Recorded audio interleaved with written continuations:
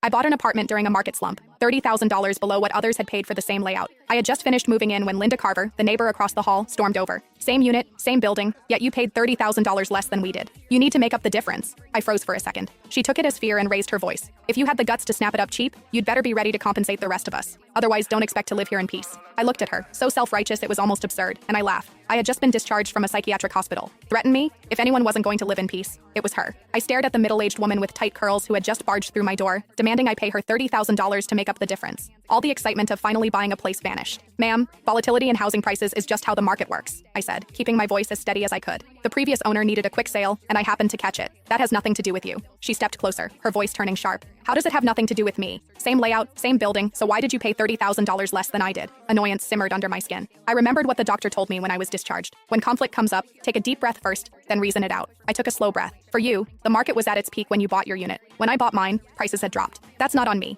If we follow your logic, then if prices go up another $50,000 next year, are you going to pay me the difference? She planted her hands on her hips. Don't try to confuse me with all that nonsense. We live on the same floor. How can you feel okay taking advantage like that? My son's getting married soon. We need the money. You bought it cheap, so you make up the difference. If you don't fix this, don't expect to live here in peace. I let out a short laugh, irritation bubbling over before I could respond. She suddenly lunged toward my luggage, reaching straight for my bag. Where's the money? Hand it over. $30,000 and not a cent less. A flash of anger shot through me. How could someone be this unreasonable? I was just about to pull out my phone and dial 911. The moment she saw what I was doing, she spun around and headed back to her unit. As she left, she tossed over her shoulder. If you don't pay up, we'll see how long you last here. I gave a cold laugh and ignored her, shutting the door behind me. That afternoon, I went downstairs to Harper's Corner store to pick up some essentials. Denise Harper, the owner in her 50s, scanned me up and down before asking, "You just moved in? 6th floor?" I nodded. She glanced outside, then lowered her voice. "Linda Carver from 601 just posted in the resident group chat saying you bought the place to run some kind of shady business." I froze. "What?" She sighed. "You got that apartment cheap. Their family can't accept it." She pulled up the chat and showed me. The messages were filthy. Linda Carver. At everyone. What do you reckon the woman who just moved into the 6th floor does for a living? I've lived for over 50 years. I know how to read people. What decent young woman lives alone in a place that expensive? You all know what that means. Now that you say it, yeah, that's suspicious. Where would such a young girl get that kind of money? Those kinds of gigs out there pay fast. Don't let her ruin the atmosphere of this place. Heard she's not bad looking? That makes it even more likely. Anyone got her contact? Just curious? Haha,